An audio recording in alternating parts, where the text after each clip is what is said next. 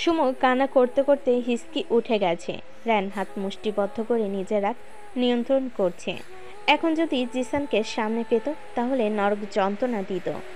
ইয়ানা দরজার বাহির থেকে ঠকঠক শব্দ করে গলা কেশে বলে, আপনাদের কথা কি শেষ হয়েছে? শুভ দেরি হয়ে যাচ্ছে, বাড়িতে ফিরতে হবে। সুমু চোখের পানি মুছে রায়ানকে বিদায় জানিয়ে চলে যেতে নাই। ঠিক তখনই ইউভি বলে, না, তোমার একা যাওয়াটা নিরাপদ না, আমি দিয়ে আসছি। ইয়ানা মুচকি হাসি দিয়ে বলে, ভাইয়া এত চিন্তা করবেন না, আমাদের কিছু হবে না, আমরা ঠিক চলে যেতে পারবো। কিন্তু কোনো কিন্তু নয়, আপনি রায়ান ভাইয়ার কাছে থাকুন। আমাদের ক্ষমা করেছো? বোনেরা কখনো ভাইদের ওপর রাগ করে থাকতে পারে? তাহলে আমি কিভাবে রাগ করে থাকি? এরপর ইয়ানা আর সুমু কেবিন থেকে বেরিয়ে পড়ে। ইয়ানা রিক্সা ডাকতে যাবে, এমন সময় একটা বল এসে ওর মাথায় লাগে। একটা বাচ্চা বল নিয়ে খেলা করছিল, অপ্রস্তুতভাবে ওর উপর এসে পড়ে। ইয়ানা আহ বলে চোখ বন্ধ করে নেয়। এরপর একটা ছেলে এসে বলে, সরি সরি ম্যাম, আমরা ভাসতি দেখতে পাইনি, তাই জন্যে আমি ক্ষমা চাইছি। ইয়ানা কপালে হাত দিয়ে বলে, না না না, ঠিক আছে। এ কাজ করুন, আমার সাথে হসপিটালে চলুন। না না না ভাইয়া, তার প্রয়োজন নেই, একটু ব্যথা লেগেছে, ভালো হয়ে যাবে। ওকে, আমার গাড়িতে ফার্স্ট বক্স আছে, একটু মলম লাগিয়ে নিন। তারপর ছেলেটি ইয়ানাকে জোরপূর্বক মলম লাগিয়ে দেয়। কিন্তু এইসব দৃশ্য পিছন থেকে পরখ করছিল একজোড়া লাল হয়ে যাওয়া চোখ। ইয়ানা চৌধুরী ভিলায় ঢুকতেই ওর কাঁপাকাঁপি শুরু হয়ে যায়। আহানের বিলাসবহুল কালো মার্জিসিয়ান গাড়িটা চৌধুরী ভিলার ভিতরে, তার মানে আহান বাড়ি ফিরে এসেছে। কিন্তু আহানের তো এখন বাসায় আসার কথা না। ইয়ানা ভয়ে ভয়ে চৌধুরী ভিলায় প্রবেশ করে। না, আজ আহানের রুমে যাওয়া যাবে না, আজ আমার মৃত্যু নিশ্চিত। তারপর ইয়ানা নানান কথা ভেবে বড় একটা শ্বাস নিয়ে রুমের ভিতরে পা রাখে। কিন্তু আহান একদম নিশ্চুপ হয়ে ডিভাইনে মাথার উপর হাত দিয়ে বসে আছে। ঝড় আসার আগে যেমন পরিবেশ শান্ত থাকে, ঠিক তেমনই আহান শান্ত হয়ে বসে আছে। ইয়ানা পা টিপে টিপে ওয়াশরুমে যাওয়ার জন্য পা বাড়ায়। আজ আর ওয়াশরুম থেকে বের হওয়া যাবে না। ইয়ানা ভিতরে ঢোকার আগেই কারণ ঠান্ডা প্রশ্নে থমকে যায়। কোথায় গিয়েছিলে? কথা ছিল শান্ত, কিন্তু কণ্ঠ ছিল আগুনের মতো ঝলসে যাওয়া। ইয়ানা ভয়ে ভয়ে আহানের দিকে তাকায়। আহান এখনো নিচে তাকিয়ে নিজের কপাল ঘেঁষছে। আহান পুনরায় দাঁতে দাঁত চেপে বলে, কোথায় গিয়েছিলে জানতে চেয়েছি, চুপচাপ আছো কেন? মৌনতা আমার একদম পছন্দ নয়। ইয়ানা আমতা আমতা করে বলে, আমি ওই বাগানের দিকেই গিয়েছিলাম, তারপর ভাবছি অনেকদিন তো বাইরের পরিবেশটা দেখি না, তাই একটু হাঁটতে বের হয়েছিলাম, বাড়ির আশেপাশেই ছিলাম। ইয়ানা কথা বলা শেষ করার সাথে সাথেই আহানের শক্ত হাতের থাবার সম্মুখীন হয়। পরপর 4টি থাপ্পড়ে ইয়ানা টাল সামলাতে না পেরে টেবিলের সাথে ধাক্কা খায়। এরপর ইয়ানা চুলের মুঠি ধরে হাত দিয়ে তুলে মুখ চেপে ধরে বলে, মিথ্যা বলিস আমার সাথে? বাহিরে গিয়েছিলি নিজের শরীরের জ্বালা মিটাতে। ছেলেটা কে ছিল? কতদিন ধরে সম্পর্ক তোদের? ইয়ানা গালে হাত দিয়ে আহানের দিকে তাকিয়ে বলে, কোন ছেলে, কার কথা বলছেন আপনি? আহান ইয়ানার মুখটা আরেকটু চেপে ধরে বলে, লজ্জা করে এইভাবে মিথ্যা বলতে? ছি, শেষে কিনা অগ্নি চৌধুরী এমন একটা মেয়েকে বউ বানালো যে অন্যজনের প্রতি আসক্ত। ঘৃণা হচ্ছে নিজের প্রতি। সামান্য একটা মেয়েকে নিজের করে রাখতে পারলাম না। ছলনাময়ী নারী লজ্জা করে না স্বামী থাকতে অন্য পুরুষের সাথে তামাশা করতে? ইয়ানা কানে হাত দিয়ে বলে, আল্লাহর দোহাই লাগে চুপ করুন, এমন কোনো কথা বলবেন না যার কারণে পরবর্তীতে আফসোস করতে হয়। আপনি কোন ছেলের কথা বলছেন আমি সত্যি বুঝতে পারছি না। আহানের অতিরিক্ত রাগের ফলে চোখ থেকে 2 ফোঁটা জল গড়িয়ে পড়ে। আহান বারবার ছেলেটার সাথে ইয়ানার দৃশ্য ভেসে উঠছে। ইয়ানার এসব কথা আহানের রাগ যেন দ্বিগুণ বাড়িয়ে দিচ্ছে। পুনরায় নিজের শক্ত হাতের থাপড় ইয়ানার নরম তুলতুলে গালে বসায়। রাগে চিৎকার দিয়ে বলে, আবার মিথ্যে বলছিস আমার সাথে? তোরা মেয়েরা এত সস্তা কেন বলতো? যাকে তাকে নিজের শরীর বিলিয়ে দিস। যদি ঘরের স্বামীর দিকে মন না বসে তাহলে পতিতালয়েও তো যেতে পারিস। ইয়ানা আহানের কথা শুনে নিভু নিভু চোখে কান চেপে বলে, ছি, কতটা জঘন্য আপনি! লজ্জা করে না এসব কথা বলতে? ন্যূনতম মুখে আটকাচ্ছে না এসব বলতে? ইয়ানার কথা শুনে আহান আগ্নেয়গিরির লাভা নিয়ে খেপে গেছে। চুলের মুঠি হাতে নিয়ে গলা চেপে ধরে বলে, লজ্জা মাই ফুড। নির্লজ্জ তো তোরা না। আমার মা আমার বাবাকে শান্তি দিয়েছে, এখন তুইও শুরু করলি। ছি, নিজেকে এখন কাপুরুষ মনে হচ্ছে। কেন মেয়ে মানুষের পাল্লায় পড়তে গেলাম? আমি তোকে বাড়ি থেকে বের হতে বারণ করেছিলাম না? তাহলে কেন হলি? নগর ছাড়া এক মুহূর্ত ভালো লাগছিল না, তাই না? ইয়ানা চোখ মেলে তাকাতে পারছে না, কিন্তু আহানের কথাগুলো ইয়ানার হৃদয় তীরের ফলার মতো বিচ্ছে। ইয়ানা আহান থেকে নিজেকে ছাড়াতে ছাড়াতে বলে, আপনার মতো জঘন্য মানুষ আমি আর একটাও দেখিনি। অগ্নি চৌধুরী, ছি, এতটা বাজে আপনি! লজ্জা হচ্ছে আমার। কেন ভালোবাসতে গেলাম আপনার মতো হৃদয়হীন মানুষকে? ওই ছেলেটার সাথে আমার কোনো সম্পর্ক নেই। আমি রায়ান ভাইয়াকে দেখতে হসপিটালে গিয়েছিলাম। রাস্তা দিয়ে আসার সময় একটা বল এসে আমার কপালে লাগে। দেখুন, কপালটা এখনো লাল হয়ে আছে। আর ছেলেটির গার্জিয়ান এসে আমাকে একটি মলম লাগিয়ে দেয়। ওনার গিল্টি ফিল হচ্ছিল, তাই মনুষ্যত্বের জন্য এসব করেছে। আর আপনি পেছন থেকে কিনা কি ভেবে ফেলেছেন? আপনার মতো অমানুষ কখনো বুঝবে না মনুষ্যত্ব কি। তারা মানুষ খুন করতে পারে, কাউকে সাহায্য করতে পারে না। হ্যাঁ, মানছি আমি আপনার বারণ করা সত্ত্বেও বাইরে বের হয়েছি, কিন্তু আহান, সুমু আর রায়ান ভাইয়ার কথা শুনে নিজেকে আটকাতে পারিনি। ইয়ানা এসব বলতে বলতে এক পর্যায়ে অজ্ঞান হয়ে আহানের বুকে নিজের ভর ছেড়ে দেয়।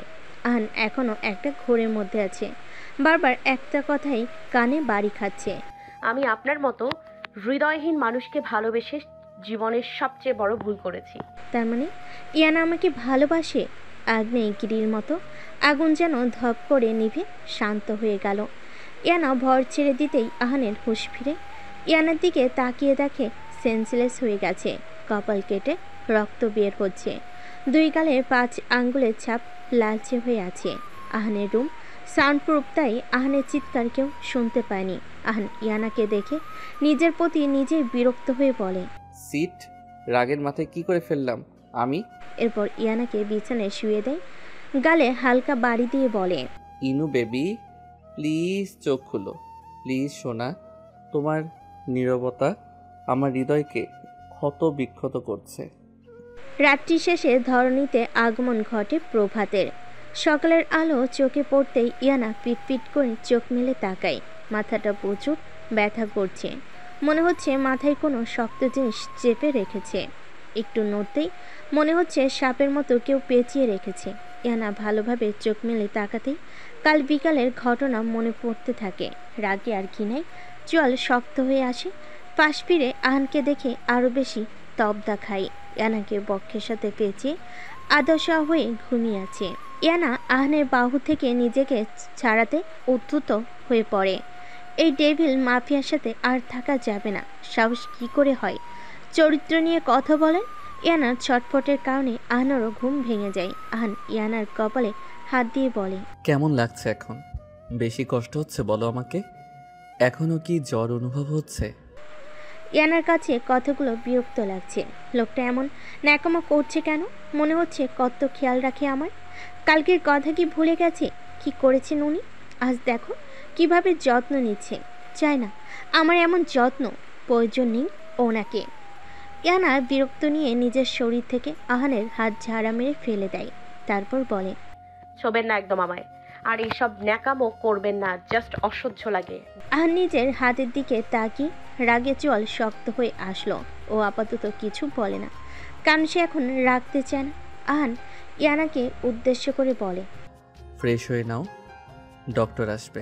ইয়ানার কথা বলতে ইচ্ছে করছে না, তবুও কপাল কুঁচকে বলে। ডক্টর কেন?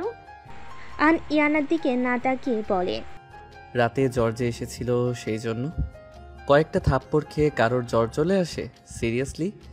কি বিয়ে করলাম ভাই, কয়েক থাপ্পড়ে বউ অজ্ঞান হয়ে জ্বর চলে এসেছে। ছ্যা, অগ্নি চৌধুরীর কপালে এই ছিল। ইয়ানা কিছু বলতে যাবে, তখন অনুভব করলো দুটি গাল ব্যথায় টনটন করছে। তারপর আস্তে করে বলে, নিজের হাতের দিকে একবার তাকিয়েছেন? দানব আকৃতির হাত। আল্লাহ যে বাঁচিয়েছে, আল্লাহ যে বাঁচিয়ে রেখেছে, এতেই আমি অনেক খুশি। তাছাড়া আমার জ্বর এসেছিল কখন, আর আমার জ্বর আসুক বা মরে যাই তাতে আপনার কি? আপনাকে এত কিছু ভাবতে হবে না। আর নিজের রাগটাকে আর আটকাতে পারে না, খাটের পাশে রাখা জগটা সজোরে ফেলে দিয়ে বলে, ঠিক বলেছিস, তোকে মেরে ফেলা উচিত ছিল। সারা রাত জেগে জ্বর কমার জন্য সেবা না করে একদম গলা টিপে মেরে ফেলা দরকার ছিল। এমনিতে আমি অনেক খুন করেছি, আর তোর মতো এমন একটা ঘাড়তেরাকে মারলে অগ্নি চৌধুরীর কিছু যায় আসতো না। ইয়ানা আহানের দিকে অবাক দৃষ্টিতে তাকায়। অগ্নি চৌধুরী রাজ্যকে কাউকে সেবা করেছে, তাও আবার আমাকে। এটা কি স্বপ্ন নাকি বাস্তব কথা? হঠাৎ করে ইয়ানার অবাধ্য চোখগুলো আহানের হাতের দিকে যায়। হঠাৎ করে বুকটা আটকে ওঠে, হাত থেকে তাজা লাল রক্ত ফুলরে টপ টপ করে পড়ছে। ইয়ানা বিচলিত হয়ে আহানের হাত ধরতে গেলে আহান হাত সরিয়ে নিয়ে বলে, ছুবে না একদম আমায়। আমার থেকে দূরে যাওয়ার ইচ্ছে আছে তাই না? ঠিক আছে, এখনই মেরে দিচ্ছি। আমার থেকে দূরে যেতে পারবে একমাত্র মৃত্যুর মাধ্যমে, তাই এইসব এক্সট্রা কেয়ার দেখাতে হবে না। ইয়ানা রাগী চোখে তাকিয়ে বলে, বারবার মেরে দেবেন বলেন কেন? মারতে পারবেন কখনো আমায়? আপনি নিজেও জানেন কখনো মারতে পারবেন না, তাই এখন এইসব কথা বাদ দেন। মারার হলে মেরে দিয়েন, কিছু বলবো না। আগে হাতটা দেখতে দিন।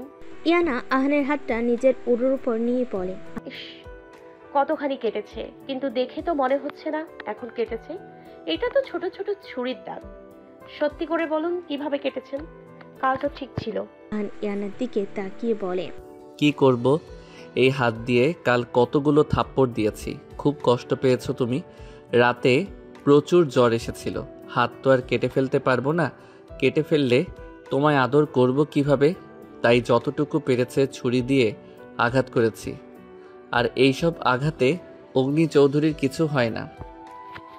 সত্যি আপনার মানসিক সমস্যা আছে, না হলে কোনো সুস্থ মানুষ এতটা ডেসপারেট কিভাবে হয়? নিজে কেউ এভাবে আঘাত করে? যখন আমাকে আঘাত করেন তখন মনে থাকে না, এখন তাই বলে নিজেকে আঘাত করবেন? ইয়ানা এসব বলতে বলতে হাতে মলমার ব্যান্ডেজ করে দেয়। আহান তারপর খাট থেকে উঠে ওয়ার্ড্রপ থেকে একটা পেপার বের করে এনে ইয়ানার হাতে দিয়ে বলে, এই নাও, এইটা তোমার জন্য। ইয়ানা কপাল কুঁচকে কাগজটা হাতে নিয়ে খুলতেই মুখে একরাশ হাসির ঝিলিক প্রকাশ পায়। খুশিতে আত্মহারা হয়ে গিয়ে সমস্ত রাগ ভুলে গিয়ে আহানকে জড়িয়ে ধরে বলে, thank you mister Chowdhury, thank you so much আমাকে আবার ভার্সিটিতে যাওয়ার অনুমতি দেওয়ার জন্য। আহান শুধু অবাক হয়ে তাকিয়ে রয়েছে। কে বলবে এই মেয়ে ভার্সিটি পড়ুয়া অ্যাডাল্ট মেয়ে? লাফালাফি করছে একদম বাচ্চাদের মতো। এখন যে আমাকে জড়িয়ে ধরলো, যদি উল্টাপাল্টা কিছু করে ফেলি সেই ধারণা আছে এই মেয়ের। না, এই মেয়ে কখনো শান্তিতে থাকতে দিবে না। অসভ্য ঘাড়তারা একটি মেয়ে আমার অবাধ্য ইচ্ছেগুলোকে বারবার জাগিয়ে দেওয়ার চেষ্টা করে।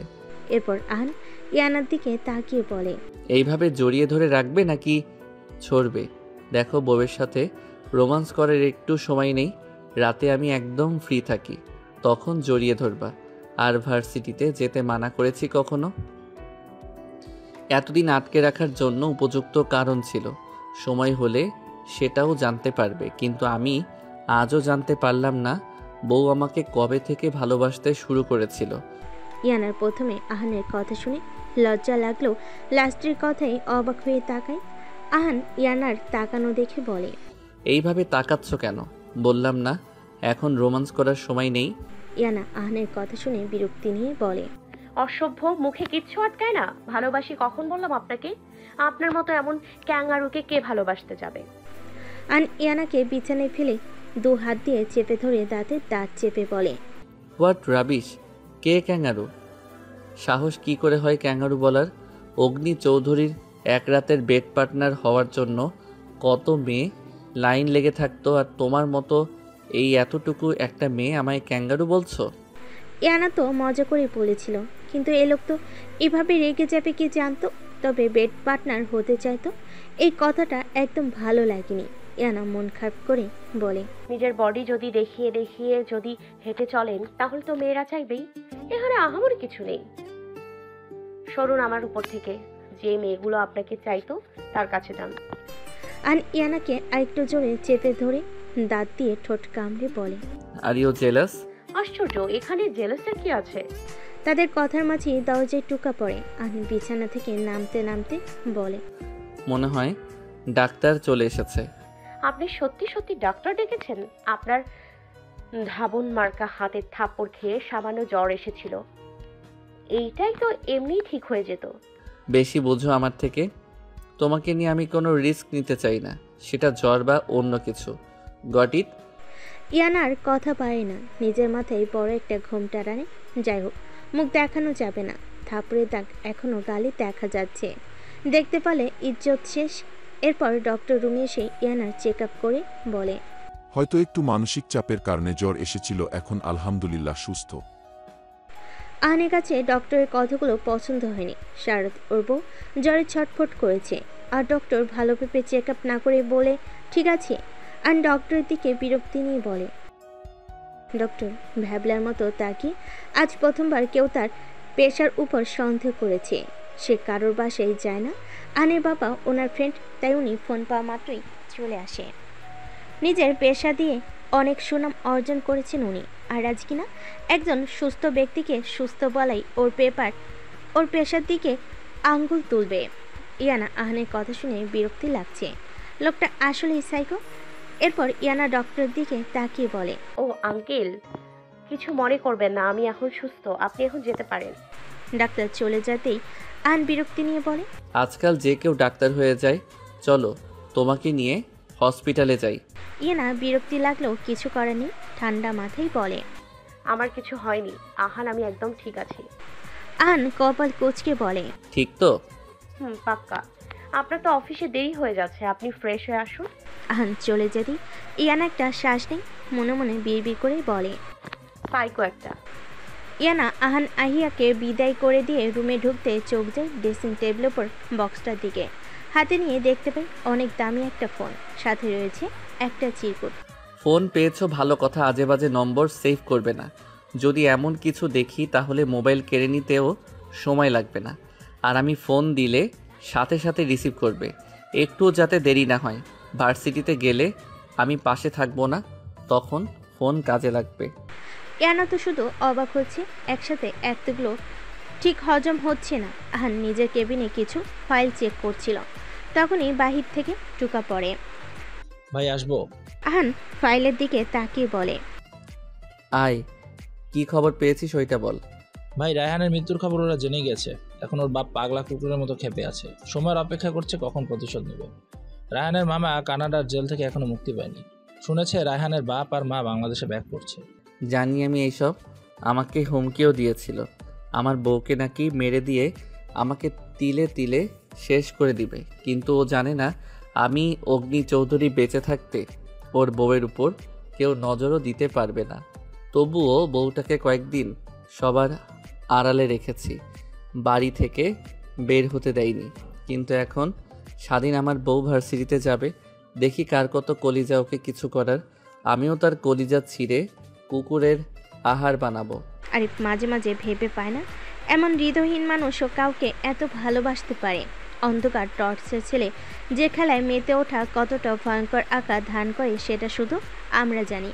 কিভাবে তিলে তিলে মানুষের দেহ থেকে রূহ আলাদা করে। কিন্তু দেখো ভাবির জন্য কত ভালোবাসা, কিন্তু ভাবি তো ভাইয়ের আসল রূপ এখনও দেখিনি। সহ্য করতে পারবে তো উনি, নাকি সময়ের ব্যবধানে সব কিছু পাল্টে যাবে, ছেয়ে যাবে কোন এক অন্ধকার ভবিষ্যৎ। আরিফকে এইভাবে ভাবলেশীনভাবে তাকিয়ে দাঁড়িয়ে থাকতে দেখে কপাল কুঁচকে বলে, কি হয়েছে মাঝ রাস্তায় এইভাবে খাম্বার মতো দাঁড়িয়ে আছিস কেন? আরিফ ভাবনার মধ্যে বলে, ভাবছি মানুষ এতটা ভালো কি করে বাসতে পারে, আর সে যদি হয় কোনো হৃদয়হীন মানুষ। মানে কি বলতে চাইছিস তুই? আহানের ধমকে আরিফের হুঁশ আসে। সে এতক্ষণে বুঝতে পারেনি কি বলতে যাচ্ছিল, তার কথা ঘুরিয়ে বলে, না না ভাই, তেমন কিছু না, এমনি বলছিলাম আর কি। আহান চেয়ারে গা এলিয়ে দিয়ে বলে, ঠিক আছে, এখন বের হ রুম থেকে, আমার কিছু কাজ আছে। আরিফও কোনো কথা ব্যয় না করে কেবিন থেকে বের হয়ে পড়ে। আরিফ চলে যেতেই আহান নিজের ল্যাপটপ ওপেন করে ইয়ানার কাণ্ড দেখে বড়সড় ঝটকা খায়। ইয়ানা আহানের শার্ট প্যান্ট পরে উড়াধুরা ডান্স করছে। পুরো ঘরের অবস্থা খারাপ, মরতে মধ্যে যেন রাগটা মাথায় চেপে বসে। নিজের জামা কাপড়ের এই অবস্থা দেখে চল শক্ত হয়ে যায়। এখন ইয়ানা সামনে থাকলে নির্ঘাত কয়েক ঘা থাপ্পড় খেয়ে ফেলতো। সাহস কি করে হয় এ মেয়ে আমার জামা কাপড় ধরার? অগ্নি চৌধুরী জিনিসপত্রে হাত দেওয়ার সাহস কারণে। আর এই মেয়ে জামা কাপড় নিয়ে নাচানাচি করেছে। তারপর আবার বিরক্তি নিয়ে ল্যাপটপের দিকে তাকায়। এখন ইয়ানাকে ভালোভাবে পরখ করে ঠোঁটের কোণেই হালটা এক চিলতে হাসি ফুটে ওঠে।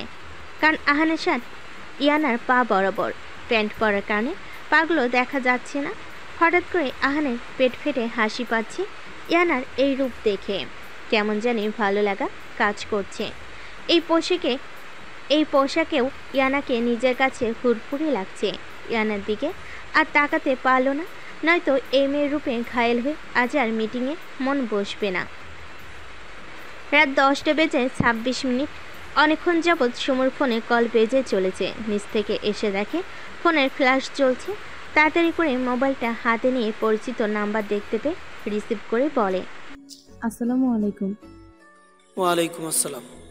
যাক, অবশেষে দয়া হলো ফোনটা ধরার। আসলে আমি ফোনের কাছে ছিলাম না, নিচে ছিলাম এতক্ষণ, তাই ধরতে পারিনি। পরিবার থেকে যেন দেরি না হয়, আমি ফোন দিলে সাথে সাথে রিসিভ করবে, ওকে? সুমাইয়া ছোট্ট করে বলে, চেষ্টা করব। খাবার খেয়েছেন রায়ান?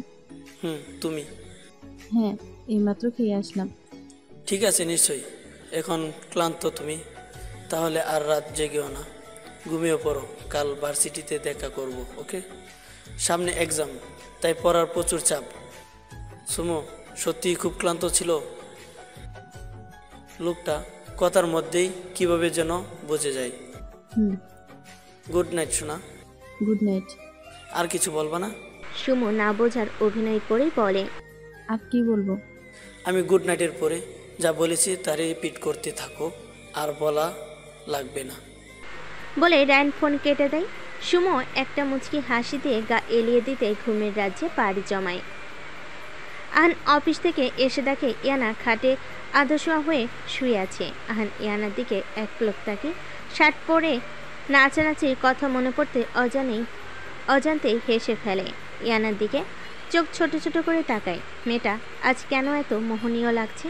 মেয়েটার এই ঘুমন্ত চেহারা দেখে হৃদয়টা বেসামাল হয়ে পড়ছে। এই মেয়ে নির্ঘাত মেরে ফেলবে। আহান নিজের মনটাকে শান্ত করে ওয়াশরুমে চলে যায়। ওয়াশরুম থেকে ফ্রেশ হয়ে সোজা বেলকনিতে চলে যায়। প্রায় অনেকক্ষণ পর ইয়ানার হঠাৎ করে ঘুম ভেঙে যায়। আধশোয়া হয়ে শুয়ে থাকার কারণে ঘাড়টা হালকা ব্যথা করছে। চারিদিকে চোখ বুলিয়ে রুমটাকে পরখ করে নেয়। দরজার দিকে তাকিয়ে দেখে দরজা ভিতর থেকে লাগানো, তার মানে উনি চলে এসেছে। ইয়ানা বিছানা থেকে নেমে ওয়াশরুমে উকি দেয়। না, ওয়াশরুম পুরো ফাঁকা, তার মানে কিছু একটা ভেবে বেলকনিতে যায়।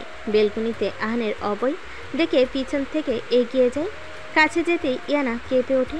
বিরক্তি নিয়ে আহানের দিকে তাকাতে দেখতে পাই চোখ বন্ধ করে সিগারেটের ধোঁয়া ওড়াচ্ছে।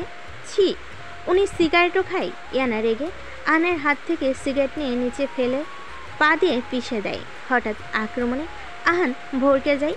যখন বুঝতে পারে কাজটা কার, রাগটা মাথায় আবার চেপে বসে।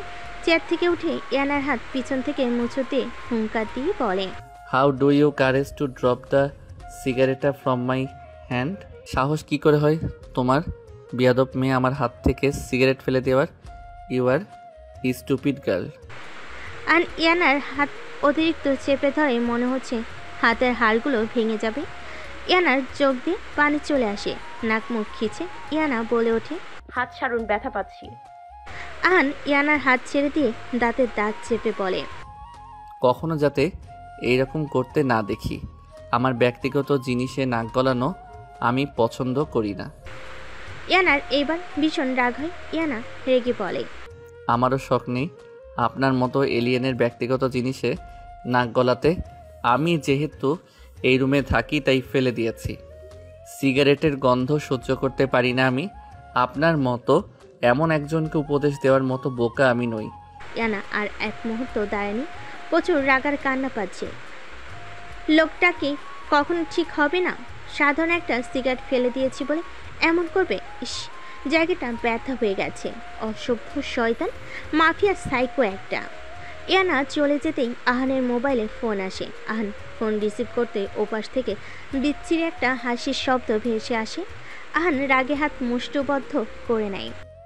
অগ্নি চৌধুরী ও ভয় পায়, খুব ইন্টারেস্টিং ব্যাপার। কিন্তু এইটা কি জনগণ জানে? সামান্য একটু কথা শুনে ভয় পেয়ে সে এতটা ডেম্পারেট হয়ে পড়েছে। যখন তার বউকে সত্যি সত্যি কিছু করে ফেলবো তখন তো তুই পাগলা কুকুর হয়ে যাবি। আহান একটা রহস্যময় হাসি দিয়ে বলে, জীবনে কখনো দেখেছিস কুকুরকে দেখে বাঘ ভয় পেতে? তুই রাইহানের বাপের সাথে হাত মিলিয়ে আমার কলিজায় আঘাত দিতে চেয়েছিলি। তোকে ভয় পেয়েছে এইসব ফালতু জোকস কোথা থেকে শুনেছিস তুই? তোর মতো এমন হাজারটা চিনিপুটিকে মৃত্যুর চেয়েও ভয়ানক নরক যন্ত্রণা দিয়ে দেহ থেকে রুহ আলাদা করেছি। আর তোর মতো সাহিল মির্জাকে ভয় পাবে অগ্নি চৌধুরী? বিনোদন ভালোই দিতে পারিস। এদিকে সাহিল রেগে পাগলা কুকুরের মতো হয়ে আছে। রেগে বলে, দেখে নেবো আমি তোকে অগ্নি চৌধুরী, তোর রাজত্বের পতন আমি সাহিল মির্জা করাবো। আমার দৃষ্টি সবসময় তোর উপর থাকবে। আহানের ইচ্ছে করছে সাহিলকে শেষ করে দিতে, তবুও শান্ত স্বরে বলে, ঠিক আছে, সবসময় আমার উপর দৃষ্টি রাখিস। একটু পর বউয়ের সাথে বাসর করব, ওইটাও দৃষ্টি ফেলে দেখে নিস। ভবিষ্যতে তোর কাজে লাগবে। ও নো, ভবিষ্যতে কাজে লাগবে কিভাবে সেই সুযোগ তো পাবি না। তার আগেই চু চু টাটা বাই বাই। সাহিল চিৎকার করে বলে, অগ্নি চৌধুরী তোকে মেরে আমি কুকুর দিয়ে খাওয়াবো। আহান দাঁতের দাঁত চেপে বলে, গলা নামিয়ে। তোর চিৎকার করাটা মনে হচ্ছে কুকুরের মতো ঘেউ ঘেউ করছিস। সাহস থাকলে সামনে এসে অগ্নি চৌধুরীর মুখোমুখি হ। কাপুরুষের মতো পিছন থেকে এইভাবে কুকুরের মতো চেঁচাচ্ছিস কেন? ছ্যাঃ, তোর ঘেউ ঘেউ করাতে আমার কান শেষ হয়ে যাচ্ছে। কাপুরুষ হয়ে বীর পুরুষ সাজতে আসিস না। আমার জীবন বরবাদ করতে এসেছিলি আমার কলিজাকে বিয়ে করে, কিন্তু কি হলো? শেষ পর্যন্ত পিছনের দরজা থেকে পালিয়ে গেলি। দম থাকলে ওই সময় আমার কাছ থেকে নিয়ে বিয়ে করতি, আমিও দেখতাম কিভাবে তুই বিয়ে করিস। বেশি কিছু করতাম না, তোর কলিজাটাকে কেটে আগে মেপে দেখতাম, তারপর আমার টর্চার সেলের কুকুরগুলোকে খাওয়াতাম। আর রায়হানের বাপকে বলে দিস ওর ছেলেকে যেই নরক মৃত্যু দিয়েছি তাকে আরও দ্বিগুণ দিব। বলেই আহান ফোন কেটে দিয়ে রাগে মোবাইলটাকে সজোরে আছাড় মারে। রাগে পুরো শরীর রিডি করছে, ইচ্ছে করছে সব কিছু ধ্বংস করে দিতে। এখন একটু মানসিক শান্তির প্রয়োজন, আর তার মানসিক শান্তি শুধু একজনই, ওই আহান। আর কিছু না ভেবে বারান্দা থেকে রুমে প্রবেশ করে। রুমে প্রবেশ করতে দেখে ইয়ানা চোখ বন্ধ করে শুয়ে আছে। আহান গিয়ে ইয়ানার কাছে বসতেই ইয়ানা দূরে সরে যায়। আহান কপাল কুঁচকে ইয়ানার দিকে তাকিয়ে বলে, কি হয়েছে, দূরে সরলে কেন? ইয়ানা নিশ্চুপ। আহানের এমনিতেই মাথা গরম হয়ে আছে, তার উপর ইয়ানা নীরবতা আরও রাগিয়ে দিচ্ছে। তারপরও নিজেকে কন্ট্রোল করে বলে, তোমার নীরবতা আমার একদম পছন্দ নয় ইয়ানা। তোমার নীরবতা আমার হৃদয়কে ছারখার করে দেয়। যদি রাগ হয় তাহলে আমাকে আঘাত করবে, কিন্তু নীরব থাকা যাবে না। যদি কথা বলতে ভালো না লাগে তবুও আমার সাথে কথা বলতে হবে। যদি কিছুই ভালো না লাগে তবুও আমি আহানকে শুধু মনে করবে, কিন্তু আমাকে ইগনোর করতে পারবে না। কারণ তোমার ইগনোর করাটা আমি সহ্য করতে পারি না। ইয়ানা আহানের কথা শুনে এতক্ষণে থাকা চাপা কষ্টটাকে চোখের পানি দিয়ে বের করে ফেলে। আহান ইয়ানা চোখের পানি দেখে বলে, আরে কিরে বাবা, বলবে তো কি হয়েছে? কি বিয়ে করলাম ভাই? কিছু বললেই বাচ্চাদের মতো কান্না শুরু করে, থাপ্পড় দিলে অজ্ঞান হয়ে পড়ে। ছ্যাঃ, শেষ পর্যন্ত নিজের ব্যক্তিত্ব ভুলে যাচ্ছি। ইয়ানা এবার কিছু না বলে বিছানা থেকে নেমে সামনে অগ্রসর হতে নেয়, কিন্তু তার আগেই আহান হ্যাঁচকা টানে নিজের উড়োর উপর বসে শক্ত করে জড়িয়ে ধরে ধমক দিয়ে বলে, সমস্যা কি তোমার? এইভাবে ইগনোর করছো কেন? কথা বলছি কানে যায় না? সাহস কি দিন দিন বেড়ে চলছে? ইয়ানা নিজেকে ছাড়াতে ছাড়াতে বলে, কি বলবো আপনাকে? হ্যাঁ, কিছু বললেই তো বলবেন আমার ব্যক্তিত্ব নিয়ে কিছু বলা আমি পছন্দ করি না, তাহলে কেন আমি কিছু বলবো? আহান এবার বুঝতে পারে কেন রাগ করেছে। আহান ইয়ানার কপালে কপাল ঠেকিয়ে বলে, রাগ জেদ সব আমার সাথে করবার ঠিক আছে, কিন্তু নেক্সট টাইমে আমাকে এড়িয়ে চলার দুঃসাহস দেখাবে না, কারণ এইটা আমার জন্য খুব কষ্টদায়ক। আমার মনটা অশান্ত হয়ে আছি ইয়ানা, একটু প্রশান্তি চাই। প্লিজ প্লিজ এইভাবে কিছুক্ষণ থাকো, জাস্ট 10 মিনিট একটু তোমার কোলে মাথা রেখে শুতে চাই। ইয়ানার কাছে লোকটাকে আজ অন্যরকম লাগছে, এমনভাবে কখনো কথা বলতে দেখেনি। উনি কি কোনো কিছু নিয়ে খুব চিন্তিত? ইয়ানা আর কথা পারে না, খাটে সুন্দর করে বসে আহানকে শোয়ার জন্য জায়গা করে দেয়। আহানও ইয়ানার কোলে মাথা রেখে শুয়ে পড়ে। হঠাৎ করে ইয়ানার পেটের দিকে মুখ গুজে শক্ত করে জড়িয়ে ধরে। ইয়ানা যেন দম বন্ধ হয়ে আসছে, শ্বাস ক্রমশ ওঠানামা করছে। নিজেকে মির্গি রোগীদের কাতারে দাঁড় করাতে ইচ্ছে করছে। ইয়ানা কাঁপা কাঁপা কণ্ঠে বলে, কি কি কি- কি করছেন? কি এইভাবে শুয়েছেন কেন? ওইদিকে ফিরুন। আহান ইয়ানার দিকে মুখ গুজে বলে, হ্যাঁ ঘুমান, মানা তো করিনি, কিন্তু এইভাবে শুয়েছেন কেন? ওইদিকে ফিরে শুয়ে থাকুন না, আমার কেমন জানি করছে। আহান ইয়ানাকে আরেকটু শক্ত করে জড়িয়ে ধরে বলে। কেমন করছে? ইয়ানা আর কি বলবে, ওর শ্বাস একটু পরে এমনি বন্ধ হয়ে যাবে। কিছু বলার জন্য মুখ খুলতে যাবে, তার আগে আহান ধমকে সুরে বলে, আর একটাও কথা নয়।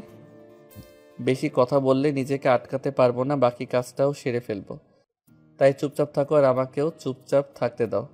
আহানের ঠান্ডা ধমকিতে ইয়ানা চুপসে যায়। এই লোকটাকে নিয়ে বিশ্বাস নেই, যা খুশি করতে পারে। ইয়ানা আর কিছু না বলে আহানের মাথায় হাত বুলাতে থাকে। আহান কিছুক্ষণের মধ্যেই ঘুমের দেশে পাড়ি জমায়। এরকম শান্তির ঘুম আহান 4 বছর বয়স থেকে হারিয়েছে, কারণ নষ্টামির শিকার হয়েছে। ইয়ানা আহানের কোনো রেসপন্স না পেয়ে হালকা ধাক্কা দেয়, বুঝতে পারে আহান ঘুমিয়ে গিয়েছে। ইয়ানাও আর আহানকে ডাকেনি। লোকটাকে দেখে মনে হচ্ছে খুব ক্লান্ত। ইয়ানা আহানকে নিয়ে আদশোয়া হয়ে ঘুমিয়ে পড়ে। সকালে সূর্যি মামার আলো পড়তে ইয়ানা চোখ মেলে তাকায়, বুঝতে পারে ধরণীতে আলোর সন্ধান মিলেছে। ইয়ানা বিছানার দিকে তাকাতে দেখে আহান পাশে নেই। একটু পর আহান ওয়াশরুম থেকে 3/4 প্যান্ট আর টি শার্ট পরে বের হয়। সত্য শাওয়ার নেওয়ার কারণে চুলগুলো থেকে টিপ টিপ পানি পড়ছে, পায়ের লোমগুলো ভিজে লেপ্টে আছে। বারবার অবদ্ধ চোখগুলো ওইদিকে যেতে চাচ্ছে। ইয়ানা মনে মনে বলে, ইয়ানা, তুই এত লুচ্চা কবে হলি বইন? নিজের চোখগুলোকে হেফাজতে রাখ। তোর ওই তো স্বামী, কেউ তো আর চুরি করে নিয়ে যাচ্ছে না। ইয়ানা বিছানা থেকে উঠতে যাবে, কিন্তু পায়ের ব্যথায় নাক মুখ কুচকে আহ করে ওঠে। আহান ইয়ানার শব্দ পেতে বিছানার দিকে দৃষ্টি নিক্ষেপ করে। ইয়ানার কাছে এসে বলে, কি হয়েছে বলো আমাকে, ব্যথা পেয়েছো? ইয়ানা আহানের দিকে তাকিয়ে বলে, একটা আলাদিনের দৈত্য যদি আমার মতো একটা সাধারণ বান্দার ওপর সারা রাত শুয়ে থাকে, তাহলে ওর কি অবস্থা হবে? ও যে বেঁচে আছে এটা নিয়েই শুক্রিয়া করুন। ইস, আমার পা পুরোটা ব্যথা হয়ে গেল। আহান ইয়ানার কথা শুনে মুচকি হাসি দিয়ে বলে, তোমার বাবা তোমায় ছোটবেলায় কি তুলে খাওয়াতো না? এমন নরম শরীর কিভাবে হয়? থাপ্পড় দিলে জ্বর চলে আসে, কিছু করলে পুরো শরীর ব্যথা হয়ে যায়। Like seriously? কপাট রাগ দেখিয়ে বলে, একদম বাজে কথা বলবেন না। নিজের দানব আকৃতির শরীরের দিকে তাকিয়েছেন একবার? আলাদিনের দৈত্য পুরোটা থাপ্পড় দিলে চাপা সহ লড়ে যায়। আসছে নিজেকে সাধু প্রমাণ করতে। আহান ইয়ানার দিকে ছোট ছোট চোখ করে তাকায়। ইয়ানা আহানের দিকে তাকানো দেখে ভরকে যায়। ব্যাড আবার রেগে গেল নাকি? ইয়ানা আমতা আমতা করে বলে, কি হলো? চোরের মতো এইভাবে তাকিয়ে আছেন কেন? আহান ভাবলেশীনভাবে উত্তর দেয়, ইয়ানার কান থেকে ধোঁয়া বের হচ্ছে। কোন ভূতে ধরেছিল যে এই লোকের সাথে কথা বলতে গিয়েছে? সবসময় উল্টাপাল্টা কথা না বলে এ লোকের পেটের ভাত হজম হয় না। ইয়ানা আর কিছু বলে না, পরে দেখা যাবে কোন কথা থেকে কোন কথায় চলে যায়। এ লোকের লজ্জা না থাকতে পারে, কিন্তু আমার তো আছে। ইয়ানা রুম থেকে বের হয়ে যায়। আহানও আর কথা পায় না। নিজের ল্যাপটপ নিয়ে ডিভাইডে বসে পড়ে। হঠাৎ কিছু একটা মনে পড়তেই ইয়ানাকে ডাক দেয়। ইয়ানা আহানের ডাক শুনে ভরকে যায়। এইমাত্র ওই তো ওপর থেকে আসলো। বাড়ির লোকজনের সামনে কিভাবে ডাকছে দেখো, নির্লজ্জ লোক একটা। সাজিদ চৌধুরী চা খাচ্ছিল। আহানের ডাক শুনে ইয়ানাকে বলে, কিন্তু বাবা, আমি এই মাত্র তো রুম থেকে আসলাম। আর তাছাড়া ওনার কোনো জিনিসে আমায় হাত লাগাতে দেয় না, তাহলে কিসের জন্য ডাকছে? এরই মধ্যে আহান হুঙ্কার ছেড়ে বলে, ইয়ানা, 2 মিনিটের মধ্যে যদি তুমি উপরে না আসো তাহলে তোমার খবর আছে। ধারণাও নেই আমি কি করব। আহানের ধমক শুনে আইয়া মজার ছলে বলে আইয়া ফিক করে হেসে দেয়। ইয়ানা মনে মনে ভাবে 2 ভাই বোনের মাথায় স্ক্রু ঢিলা। রান্না মাত্র বসিয়েছে, এখন এই অর্ধেক রান্না ফেলে কিভাবে যাবে। ইয়ানা খুব ভালো করে জানে লোকটাকে জ্বালানোর জন্য ডাকছে, কোনো কাজের জন্য না। এনা স্টাফের হাতে রান্নাটা দিয়ে উপরে চলে যায়। দরজার সামনে গিয়ে তপ দেখায়। আহান কাছের গ্লাসটাকে জোরে চেপে ধরে রেখেছে। এর রাগের ফলে কাটা স্থান থেকে গড়গড় করে রক্ত পড়ছে। ইয়ানা দ্রুত আহানের কাছে এসে বলে, পাগল হয়ে গেছেন, কি করছেন এগুলো? আহান ইয়ানার দিকে তাকিয়ে বলে, এতবার ডেকেছি আসছিলে না কেন? রাগ হচ্ছিল প্রচুর, কি করব? তোমাকে তো আঘাত করতে পারবো না, তাতে আরো বেশি কষ্ট হয়, তাই নিজেকে আঘাত করেছি। ইয়ানার ইচ্ছে করছে দেওয়ালে মাথা ঠেকাতে। মানুষ এতটা ডেসপারেট কিভাবে হয়? সামান্য একটু দেরি হওয়ার কারণে কেউ নিজের এই অবস্থা করে? ইয়ানা আহানের দিকে কপট রাগ দেখিয়ে বলে, আজ আপনাকে আর অফিসে যেতে হবে না, ঢাকা থেকে সোজা পাবনা চলে যাব। আপনাকে পাবনা থেকে চিকিৎসা করিয়ে আনবো। নিশ্চয়ই আপনার মাথায় সমস্যা আছে। আহান ইয়ানার দিকে তাকিয়ে বলে, you somehow want me to say crazy? তুমি কি কোনোভাবে আমাকে পাগল বলতে চাচ্ছ? ইয়ানা হাতে ব্যান্ডেজ করতে করতে বলে, দেয়ার ইজ নো ডুট, আপনি সত্যি একটা পাগল। আহান বিরক্তি নিয়ে উঠে দাঁড়িয়ে বলে, তোমার ফোনটা দাও, কাল থেকে ভার্সিটিতে যাবে। এতদিন ভার্সিটি মিস দেওয়ার কারণে যা যা গ্যাপ গেছে সব স্যারদের কাছ থেকে নিয়ে নিবে। তুমি শুধু তাদের সামনে গেলেই চলবে, তারা এমনি সব নোট দিবে। আমার কথা হয়েছে, তাই এই নিয়ে প্যারা নিও না।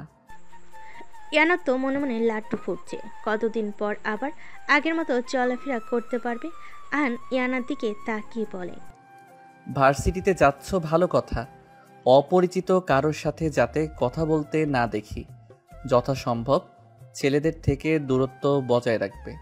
আর সবচেয়ে গুরুত্বপূর্ণ হলো তোমার হাতের আংটি, এটা যাতে কখনো খুলতে না দেখি। এই আংটির কারণে তুমি আজ আমার কাছে আছো।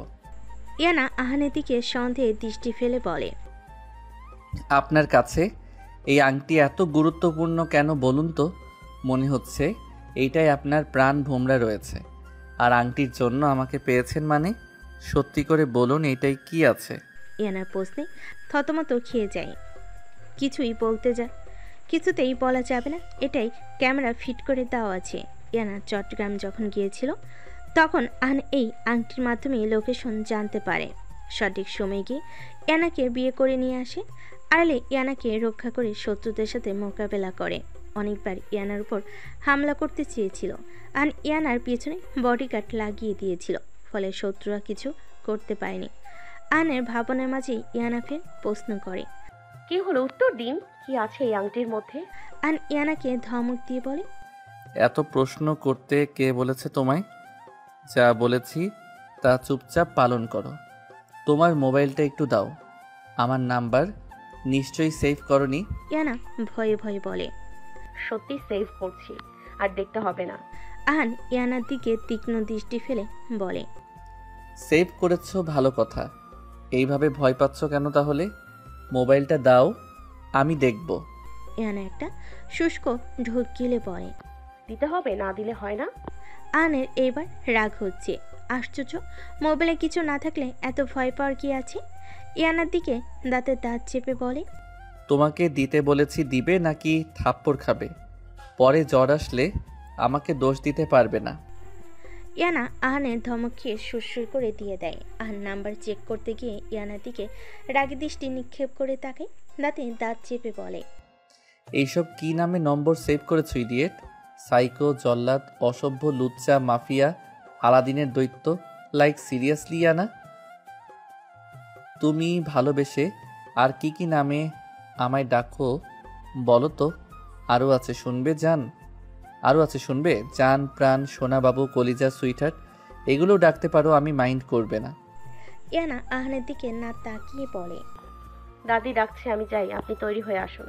ইয়ানাকে আর পাইকে এক দৌড়ে রুম ত্যাগ করে এখানে থাকলে নিশ্চয়ই এই লোক কিছু না কিছু করবে। হঠাৎ দৌড়ে আহান হতভম্ব হয়ে যায়। যখন বুঝতে পারে তখন আহান চেঁচিয়ে বলে ওঠে, Iyana stop, go slowly or will heart letter. ব্যথা পেলে থাপড়িয়ে আবার অজ্ঞান করে ফেলবো, বেয়াদব মেয়ে। ইয়ানা রুমে বসে বসে মোবাইলে কোরিয়ান ড্রামা দেখছিল, কিন্তু আজ ড্রামা দেখতে ভালো লাগছে না। কাল থেকে ভার্সিটি যাবে, এটা ভাবলে যেন খুশি খুশি লাগে। তারপর চলে যায় দাদুমণির রুমের সামনে গিয়ে টুকা দিয়ে বলে, দাদুমণি আসবো? দাদুমণি ইয়ানার দিকে তাকিয়ে বলে, হে আয়, বলে ঢুকার কি আছে? ইয়ানা রুমে ঢুকে দাদুমণির পাশে বসে বলে, বলে ঢোকা ভালো, হতে পারে তুমি স্বপ্নে দাদাজানের সাথে প্রেম করছো। দাদুমণি ইয়ানা কানে মুচুর দিয়ে বলে, প্রেম করার বয়স আমার না তোদের, খুব তাড়াতাড়ি যাতে বড় মা হতে পারি। একটা বাচ্চা আসলে দেখবি আহান একদম ঠিক হয়ে যাবে। ইয়ানা লজ্জায় মাথা নিচু করে ফেলে। ইস, কি লজ্জা, কি লজ্জা। দাদুমণি ইয়ানার লজ্জারাঙ্গার মুখের দিকে তাকিয়ে বলে, আর লজ্জা পেতে হবে না, আমাদের নাতিটাকে ঠিক করার দায়িত্ব তো কিন্তু তোর। ইয়ানা দাদুমণির কথায় তার ছেলে হাসি দিয়ে বলে, তোমার মনে হয় উনি আমার কথা শোনে? কিছু বলতে গেলে ধমকাধমকি আর সাথে থাপ্পড় ফ্রি। তারপর ইয়ানা মাথা থেকে ওনা সরিয়ে গাল দেখায়, যাতে কেউ না দেখে, তাই ঢেকে রেখেছিল। ইয়ানার গালে থাপ্পড়ের দাগগুলো এখনো বোঝা যায়। আন কিভাবে বিয়ে করেছে ইয়ানাকে তার সম্পর্কে দাদুমণি সব জানে। ইউভি আর রায়ন ওনাকে সব কিছু বলেছে, কিন্তু ইয়ানার গালে থাপ্পড়ের দাগ দেখে চোখে পানি চলে আসে। ইয়ানার গালে হাত দিয়ে বলে, আমার দাদুভাই এমন ছিল না রে, বাকি বাচ্চাদের মতোই চঞ্চল হাসি খুশি ছিল, কিন্তু কোনো এক মিথ্যা প্ররোচনার পরে ও কালো দুনিয়ার সাথে সংযুক্ত হয়ে পড়ছে। ইয়ানা দাদুমণির দিকে তীর্যক দৃষ্টি ফেলে বলে, কি এমন হয়েছিল ওনার জীবনে যে উনি এসবের দিকে ধাবিত হয়ে পড়ে? আর দাদুমণি, ওনার মা কোথায়? আজ ওনার মা যদি থাকতো নিশ্চয়ই উনি এইভাবে বিগড়ে যেতেন না। ওনার মা কি বেঁচে নেই? দাদুমণি ইয়ানার মাথায় হাত রেখে বলে, সময় হলে সব জানতে পারবে, এখন এইসব জানার প্রয়োজন নেই। তুমি মানা করেছিলে যাতে আহানকে ওনার মা সম্পর্কে জিজ্ঞাসা বা না করি, তাই আমিও করিনি, কিন্তু এখন তোমায় বলতে হবে। প্লিজ দাদুমণি, প্লিজ বলো না। আমিও জানতে চাই কে ওনার মা, কেন উনি কালো দুনিয়ায় যেতে হয়েছে, আর কেনই বা বাবাকে এইভাবে কষ্ট দিয়ে কথা বলে, ওনাকে বাবা বলে ডাকে না। কি হয়েছে ওনার অতীতে? সবকিছু বলো দাদুমণি। দাদুমণি নিচের দিকে তাকিয়ে আছে, কি বলবে ইয়ানাকে এখন। দাদুমণি নীরবতা দেখে ইয়ানা বলে, তুমি যদি না বলো তাহলে তোমার নাতিকে গিয়ে জিজ্ঞাসা করব। ইয়ানার কথা শুনে দাদুমণি আতকে উঠে। আনকে জিজ্ঞেস করলে বাড়িতে ঘূর্ণিঝড় শুরু হবে নিশ্চিত। খবরদার এই প্রশ্ন কখনো জিজ্ঞেস করবে না। ঠিক আছে, বলবো না যদি তুমি বলো। ইনায়া এইবার দাদুমণি পায়ে ধরে ঠোঁট উল্টিয়ে বলে, বলবে না আমাকে, বুঝছি, আমাকে তোমার নাতি মনে করো না। দাদুমণি ইয়ানাকে বুকে জড়িয়ে বলে, আনতে আসছিস দেখছি, এত মায়া বাড়াস না, পরে তোদের রেখে অশান্তিতে মরেও পারবো না। ইয়ানা দাদুমণির দিকে তাকিয়ে বলে, যদি আর কখনো মরার কথা বলো তাহলে তোমার সাথে কথা বলবো না। এখন দাদাজানের লক্ষ্মী বউয়ের মতো সবকিছু বলো। তোকে আজ সব বলবো, কিন্তু তার আগে কথা দে তুই এইসব আহানকে বলবি না, কারণ এইসব তো আহান জানে না। ঠিক সময় হলে আমি ওকে সব বলবো। তুমি চিন্তা করো না দাদি, আমি কাউকে কিছু বলবো না। তারপর দাদুমণি ইয়ানাকে অতীতের সত্যের সম্মুখীন করতে থাকে। দিনটি ছিল বর্ষাকাল, যখন আহানের জন্ম হয়। আমাদের বাড়ির প্রথম বংশধর ছিল ও। আহানের মায়ের নাম লিখা, আর ওর একটা বোন ছিল, তার নাম লিনিয়া। লিনিয়া টিকার থেকে 1-2 বছরের ছোট ছিল। আহানকে যেদিন হসপিটাল থেকে চৌধুরী বাড়িতে নিয়ে আসে, সেই দিন থেকে লিনিয়াও আমাদের সাথে আমাদের বাড়িতে থাকতে শুরু করে। আহানকে নিয়ে আমাদের জীবন সুখে শান্তিতে চলছিল। হঠাৎ একদিন জানতে পারি লিনিয়া রানবীর শেখ নাম এক ব্যক্তির সম্পর্কে শুনছি অবৈধ সন্তান নাকি তার গর্ভে। এই নিয়ে লিনিয়ার বৌমা মেরেছিল। এমনি চৌধুরীর বাড়ি থাকা নিয়েও অনেক কথা শোনার।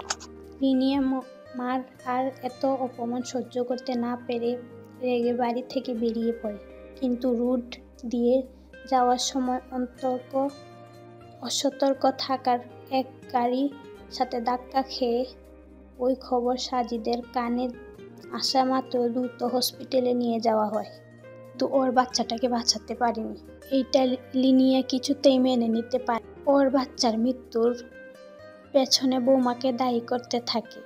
রণবীর তখন দেশের বাহিরে ছিল ব্যবসায়ী কাজে। লিনিয়া প্রায় পাগলের মতো অবস্থা হয়ে গিয়েছিল। তারপর ও সময়ের সাথে আস্তে আস্তে শান্ত হয়ে পড়ে। আমরা ভেবেছিলাম হয়তো ও নিয়মিত মেনে নিয়েছে, কিন্তু আমার ভুল ছিল। লিনিয়া শান্ত থাকার অভিনয় আর বৌমাকে ধ্বংস করার ছক কষতে থাকে। শুরু হয় তার প্রতিশোধের আদিম খেলা। নিত্যদিন একটা না একটা ঝামেলা লেগেই থাকত, কিন্তু আমরা বুঝাতেই পারিনি এইগুলো লিনিয়া করছে। আরেকটা কথা, আমার শুধু এক ছেলে না, আমার আরেকটা ছেলে ছিল, মাজিদ চৌধুরী আর ওর বউ হেনা চৌধুরী। আহনার যখন 12 বছর বয়স, তখন মাজিদ আর হেনার ঘর আলো করে এক ফুটফুটে কন্যা সন্তানের জন্ম হয়। আমাদের আনন্দ দেখে লিনিয়া হিংসায় জ্বলছিল, কারণ সে সংসার করতে পারেনি, তাই বৌমাকে হিংসে করত। এজন্য দিনের ঝামেলার মধ্য দিয়ে যাচ্ছিল দিনগুলো। চৌধুরী বাড়ির সুখ শান্তি যেন কিভাবে বন্ধ হয়ে যাচ্ছিল। বৌমা আর সাজিদের মাঝে প্রায় ঝগড়া হতো, আর আহানা এসব দেখতে না পেয়ে আমার সাথে এসে শুয়ে থাকতো। একদিন হেনা তার মেয়েকে ঘুম পাড়িয়ে বেলকুনি যায়, তখন থেকে লিনিয়া বাহিরে মুখ উনা পেঁচিয়ে কোথায় যেন যাচ্ছে। লিনিয়ার উপর হেনা সন্দেহ হয়, তাই সে রুম থেকে এসে মাজিদকে ডেকে তোলে। মাজিদ আর হেনা তাদের মেয়েকে ঘুমে রেখে লিনিয়ার পিছু করে। লিনিয়া বুঝতে পারেনি তার পেছনে হেনা আর মাজিদ আছে। সে একটা পরিত্যক্ত গোডাউনে প্রবেশ করে কাউকে জড়িয়ে ধরে বলে, ইস, কতদিন পর তোমার দেখা পেলাম। কাজটা প্রায় অর্ধেক হয়ে গেছে। সাজিদ চৌধুরী আর শিকা চৌধুরীর মাঝে প্রতিনিয়ত ঝগড়া লাগিয়েই রেখেছি। বোঝাতে পারবো না তোমাকে কি যে শান্তি লাগে। তোমার সাথে আমার সংসারটা করতে দেয়নি। শিকা চৌধুরী ওই দিন যদি আমাকে কথা না শোনাতো, তাহলে ওই দিন আমি বাড়ি থেকে বের হতাম না, আর না আমাদের সন্তানের কিছু হতো। এখন শুধু চৌধুরী বাড়ির সমস্ত সম্পত্তি আমাদের নামে করে নিলেই হবে, পরে এক একটাকে রাস্তায় ছুঁড়ে ফেলবো। এরপর লিনিয়া তার সামনে থাকা ব্যক্তিটিকে বিশ্রীভাবে হাসা শুরু করে। মাজিদ আর হেনা বুঝতে বাকি নেই সামনের ব্যক্তিটি কে। এটা রণবীর শেখ ছিল। লিনিয়া তার প্রেমিক। একটু পর মাজিদ আড়াল থেকে বের হয়ে আসে। মাজিদ রেগে গিয়ে রণবীরকে বুক বরাবর লাথি মারে। শুরু হয় তাদের মধ্যে সংঘর্ষ। এক পর্যায়ে লিনিয়া গিয়ে মাজিদের বুক বরাবর ছুরি ঢুকিয়ে দেয়। হেনা ও চিৎকার মেরে আড়াল থেকে বের হয়ে আসে। দাদিমণি হু হু করে কেঁদে ওঠে। ইয়ানাও কান্না করে দেয়। দাদামণির আরেকটা ছেলে ছিল, আহানের খালার। খারাপ হওয়ার সাথে আহানের মায়ের প্রতি এত ঘৃণার কারণ কি? ইয়ানা কাঁপা কাঁপা কণ্ঠে বলে, এরপর কি হয়েছিল? কাকাই আর কাকি আর মেয়ে কোথায় এখন? দাদুমণি চোখের পানি মুছে আবার বলা শুরু করে, মাজিদ লিনিয়া ছুরি আঘাতে মাটিতে লুটিয়ে পড়ে, কিন্তু এতেই তারা শান্ত হয়নি। তারা হেনার প্রচুর আঘাত করে। মাজিদের মাথায় আঘাত করে গেল হেনা। তাদের পায়ে পর্যন্ত পড়ছিল, কিন্তু তারা শুনেনি। মাজিদ মেরে ফেলে। আমার আদরের দনকে আমার থেকে দূরে করে নিয়ে ফেলে। হেনার চিৎকারে ওই দিন মাটি পর্যন্ত কেঁপেছিল, কিন্তু ওই নরপশুদের দল হেনার কান্না শুনেনি। তাদের চিন্তা ছিল চৌধুরী বাড়ির সম্পত্তি। মাজিদ যদি মারা যায়, তাহলে চৌধুরী বাড়ির একজন উত্তরাধিকারী কমে যাবে। তাই তারা এই সুযোগ হাতছাড়া করেনি। মাজিদ মৃত্যুর আগে হেনাকে পালিয়ে যেতে বলছিল, কিন্তু হেনা মাজিদকে একা রেখে যায়নি। মৃত্যুর শেষ পর্যন্ত স্বামীর পাশে ছিল। হেনা প্রায় মৃত্যুর দশা ছিল। লিনিয়া আর মাজিদ সেই মৃত্যুকে অ্যাক্সিডেন্ট রূপ দেয়, চলন্ত গাড়ির নিচে ফেলে দেয়। দাদুমণি কান্নার কারণে কথা বলতে পারছেন। ইয়ানারও কান্নার কারণে হিসকি উঠে গেছে। এরপর কি হয়েছিল দাদুমণি? দাদুমণি আবার বলতে শুরু করে। এরপর লিনিয়া আগে থেকে রুমে এসে ঘুমিয়ে পড়ে যায়। কেউ সন্দেহ করে না। আমাদের পরে জানতে পারি অ্যাক্সিডেন্টের কথা। মাজিদ আর হেনার লাশকে তদন্ত পাঠিয়ে দেয়, কিন্তু পুলিশ তেমন কিছুই পায়নি। মাজিদ আর হেনার মেয়ে আর কেউ না, আমাদের আহিয়ানা। কিন্তু আহিয়ানাকে সব সময় আগলে রেখেছে। হেনা আহানকে খুব বেশি আদর করত। হেনা আর মাজিদকে মৃত্যুর আহান একদম ভেঙে পড়ছিল। কোনো রকম ওকে সামলে রেখেছি। কিন্তু এইভাবে আরও কয়েকদিন যায়, কিন্তু চৌধুরী বাড়ির সুখ এখনো কাটিয়ে উঠতে পারিনি। এই মাঝেই লিনিয়া আমাকে ষড়যন্ত্র শুরু করে। সাজিদ আর বৌমার সুযোগ নিয়ে আহানের কানে বিষ দিতে শুরু করে। আহানের মায়ের নাকি তার সাথে অবৈধ সম্পর্ক আছে, সে নিয়ে ঝগড়া হয়। আহান যেহেতু তখন ছোট ছিল, তারপর লিনিয়া ওকে আদর করত, সেজন্য আহান লিনিয়ার কথা বিশ্বাস করে নেয়। একদিন সাজিদ আর শিখা ঝগড়া করছিল, তো রাগের মাথায় বলছিল, আমি আর তোমার সংসার করব না। তখন সাজিদ রাগের মাথায় বলেছিল, হ্যাঁ যাও, তোমার কোন প্রেমিক আছে তার কাছে, থাকতে হবে না আমার সাথে। আর ওই দিন কথা সুযোগ নিয়ে লিনিয়া আহানকে বুঝায় তাকে ছেড়ে তার মা অন্য কোথাও চলে যাবে। উমার অন্য কারোর সাথে সম্পর্ক। আহানের ছোট মজলিস্ক এটাই মেনে নেয়। শিখাও এসব ঝামেলায় আহানকে সব সময় দিত কম, আর সেই সুযোগ নিত লিনিয়া। এর মধ্যে লিনিয়া পড়াশোনার নাম করে চৌধুরী বাড়ির মহলে বাহিরে যায়। সেইখান থেকে ষড়যন্ত্রের জাল বুনতে থাকে। লিনিয়া চলে যেতে চৌধুরী বাড়ির শান্তি ফিরে আসে, কিন্তু লিনিয়া যে অশান্তির কারণ ছিল সেটা কেউ বুঝতে পারেনি। এভাবে কয়েক মাস চলে যায়। লিনিয়া আহিয়ানা একটু দাঁড়াতে পারে। একদিন আহিয়ানাকে নিয়ে আমি তার আহান দাদুভাই বাগানে খেলা করছিলাম। ঠিক তখনই রুমের ভিতর থেকে আবারও চেঁচামেচির শব্দ ভেসে আসে। আমি আহান আর আহিয়ানাকে নিয়ে বাড়ির ভেতরে যাই। ভেতরে প্রবেশ করতেই আমার পায়ের নিচ থেকে মাটি সরে যায়। বৌমা একটা ছেলের সাথে আপত্তিকর অবস্থায় রয়েছে। কিন্তু আমি সাথে সাথে আহান আর আহিয়ানাকে নিয়ে রুমের দিকে আসি। তারা ছোট মানুষ, এসবের মুখোমুখি হওয়া ঠিক না। আমি তাদের রুমে দিয়ে এসে নিচে নেমে দেখি সাজিদ ও অফিস থেকে চলে আসছে। সাজিদ আর ছেলেটার মধ্যে ধস্তাধস্তি শুরু করে। আমি শিখার সামনে গিয়ে তার গালে থাপ্পড় দিয়ে বলি, ছি বৌমা, এসব কি? লজ্জা করে না স্বামী সন্তান রেখে পরপুরুষের সাথে তামাশা করতে? তুমি তো আমাদের আদর্শ বৌমা হতে, আজ আমি কাকে দেখছি? আমার কথা বলার সাথে সাথে শিখা আমার চুলের মুঠি ধরে বলে, চুপ বুড়ি, একটা কথাও বলবি না, অনেক জ্বালিয়েছিস, আর সহ্য করব না। এখন সম্পত্তিগুলো সুন্দর করে আমাদের নামে করে দে, নয়তো তোর আদরের নাতি নাতনির লাশ পড়বে। আমি শিখার দিকে তাকিয়ে হাসি দিয়ে বলি, আচ্ছা, আমার নাতি নাতনির লাশ পড়বে, আগে নিজের তো বাচ্চা। তখন আমাদের বাড়ির ড্রাইভার হামিদ পুলিশ নিয়ে বাড়ির ভেতরে ঢুকে। পুলিশ দেখে শিখা আর তার প্রেমিক ভয় পেয়ে যায়। তারা সাথে সাথে আমার গলা ছুরি ধরে, কিন্তু পুলিশের বুদ্ধির সাথে তারা পেরে ওঠেনি। পুলিশ শিখা তার প্রেমিককে নিয়ে থানায় যায়। তার মানে আহানের মায়ের অন্যজনের সাথে সম্পর্ক ছিল, আর আহিয়া আহানের নিজের বোন নয়। না, আমার বৌমা ছিল ফুলের মতো পবিত্র, ওর কারোর সাথে সম্পর্ক ছিল না। কিন্তু দাদুমণি, তুমি তো বললে উনি প্রেমিকের সাথে মিলে তোমাদের উপর হামলা করেছিল, কিন্তু তাই শিকা ছিল না। অর্থাৎ মানে লিনিয়া পড়ার জন্য বাহিরে যায়নি, প্লাস্টিক সার্জারি করে শিকার রূপ নেওয়ার জন্য বাহিরে গিয়েছিল, আর এতে সফলও হয়েছে।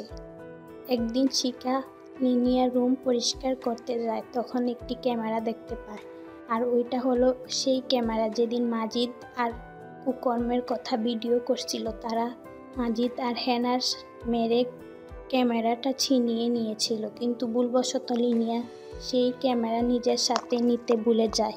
মাজিদ বাসায় ছিল না, তাই শিকা ক্যামেরা নিয়ে আমার কাছে আসে। আমরা ক্যামেরাটা ল্যাপটপে প্লে করি। সেই দিন লিনিয়া আর নবীরের সব কুকর্তি জানতে পারি। ওই দিন শিকা খুব কান্না করছিল লিনিয়ার আসল রূপ দেখে। পরে আমরা লিনিয়াকে পুলিশে দেওয়ার জন্য ক্যামেরাটা নিয়ে শিকার চুপি চুপি পুলিশ স্টেশনে যাই। আর ওই দিন আর আহিয়ানাকে নিয়ে খেলা করছিল। আমরা আগে থেকেই হামিদকে সব জানিয়ে রেখে যেতে, বিপদে পড়লে সাহায্য করে হলো। ও তাই বৌমা পুলিশের কাছে গিয়েছিল তো ঠিকই, কিন্তু আর ফিরে আসেনি। ওই দিন লিনিয়া শিকার রূপ ধরে এসেছিল। সেই দিন সাজিদকে ফুসলিয়ে সম্পত্তি নিজের নামে লিখে নিতে, কিন্তু সে জানতো সাজিদ অফিস থেকে রাতে আসবে, তাই তার প্রেমিক রণবীরকে হুডির আড়াল করে চৌধুরী বাড়িতে প্রবেশ করায় নষ্টামি করার জন্য। কিন্তু দাঁতের চাল উল্টে যায়, তার আগেই সাজিদ বাড়ি চলে আসে। আমিও প্রথম ভেবেছিলাম ওইটা শিখা, কিন্তু ওর বোনের সাথে হাত মিলছে না। কিন্তু আমি শিখাকে ভালোভাবে জানি, ও এইসব করতেই পারে না। পরে আমি ভালোভাবে পরীক্ষণ করলাম, এতে সফল হতে হয়েছে, কারণ লিনিয়ার হাতে একটা আঘাতের চিহ্ন ছিল আসে, তখন সে অ্যাক্সিডেন্ট করছিল, তখন হয়েছে। পরে আমি নিশ্চিন্ত হলাম এটা লিনিয়া শিখা নয়। তাহলে শিখা কোথায়? লিনিয়া আর রণবীরকে পুলিশ গ্রেপ্তার করে। কিছুর শেষে সাজিদ কান্নায় ভেঙে পড়ে। পরে আমি অপারক হয়ে সাজিদকে সব খুলে বলি। জিৎ সব কিছু শুনে শিখাকে খুঁজতে বের হয়ে পড়ে, কিন্তু নিয়তি আমাদের সহায় হয়নি। আমরা শিখার মৃতদেহ খুঁজে পাই। ওই দিন লিনিয়াকে পুলিশ নিয়ে যাওয়ার পর যখন আমি উপরে আহানের কাছে যাই, তখন দেখি আহান অজ্ঞান হয়ে ফ্লোরে পড়ে আছে। জ্ঞান ফেরার পরে শুধু কান্না করছিল আর বলছিল এখন মা এনে দিতে, এখন মা যাতে কারো না হয়, খুব খারাপ আমার মা। আহান চিৎকার করে বলছিল, হ্যাঁ, বিধাতা আমার ভাগ্যে কেন এমন মা রাখলে? মা সেই হয় যে সন্তানের সমস্ত পাপের বোঝা নিজে বহন করে, কিন্তু আমার মা এমন কেন খোদা? ও আমাদের মারতে চেয়েছে, আমি সহ্য করতে পারছি না। আল্লাহ, আজ আমি আহান চৌধুরী বলছি, আমার কোনো মা নেই, আমার মা মৃত, আমাকে কেউ জন্ম দেয়নি। আজ আমি আমার জন্মদাত্রীকে দর্পণ করলাম। আহানের আর্তনাদে আমার কলিজা ছিঁড়ে যাচ্ছিল। তার মানে আহান নিচে পুলিশ আসার ঘটনা দেখেনি, তার আগেই মানসিক চাপে জ্ঞান হারায়। আহানের মানসিক অবস্থা খুব খারাপ হয়ে গিয়েছিল। আর সেই দিন আমরা শিখার মৃত্যুর খবর জানতে পারি। আমাদের সাহস হয়নি দ্বিতীয়বার ওকে আঘাত করতে। অনেকবার বলার চেষ্টা করছি যে ওই দিন ওর মা ছিল না, ওর মায়ের রূপে লিনিয়া ছিল, কিন্তু আহানকে শিকার বিষয়ে কিছুই বলতে পারলাম না। এই কথা তুললেই সে প্রচুর রেগে যেত, পাগলের মতো ব্যবহার করত। ওর অবস্থা দেখে চুপ হয়ে যেতাম। সাজিদও এইসব সহ্য করতে না পেরে বিদেশে পাড়ি জমায়। নিজের স্ত্রীর মৃত্যু মেনে নিতে পারেনি। সাজিদ চলে যেতে আহানও ভেঙে পড়ে। সব কিছু থেকে নিজেকে গুটিয়ে নেয়। আমি আর হাদিম কাজের রূপ মিলে আহান আর আহিয়ানকে মানুষ করতে থাকি, কিন্তু আহানের মন থেকে মায়ের প্রতি ঘৃণা সরাতে পারেনি। শৈশবের ছোট মজলিসকে যা ঢুকে তাই মস্তিষ্কে গেঁথে পড়ে। শুরু হয় মেয়েদের প্রতি ঘৃণা। সাজিদ চলে যাওয়ার পর সাজিদের উপর ও অভিমান করে। অভিমান থেকে প্রকাশ রাগে পরিণত হয়। সাজিদ তো পরতো আহন আর আহিয়ানকে আগলে রেখে বাবার আর মায়ের দায়িত্ব পালন করতে, আর ওইটাই ছিল সাজিদের উপর অভিমান করার কারণ। আহানের এই ছন্নছাড়া অবস্থা দেখে ওকে কানাডা পাঠিয়ে দেই পড়াশোনার জন্য, কিন্তু দাদুমণি আর বলতে পারল না। তার আগেই এক বিকট আওয়াজে তারা দুজনেই কেঁপে ওঠে। সে আওয়াজের দৃষ্টি অনুসরণ করে ইয়ানা আর দাদুমণি সেদিকে তাকায়। ইয়ানা তাকিয়ে সাথে সাথে দাঁড়িয়ে পড়ে। ভয়ে ওর কলিজা কেঁপে ওঠে। আহান কোন সময় এসেছে? ও কি সব কিছু শুনে ফেললো নাকি? যদি না শুনে থাকে তাহলে এভাবে রেগে আছে কেন? ইয়ানা আহানের কাছে গিয়ে থমকে যায়। আহানের চোখে পানি, পুরো চোখ লাল হয়ে আছে। তার মনে উনি এতক্ষণ কান্না করছিল। ইয়ানা আহানের হাত ধরে বলে,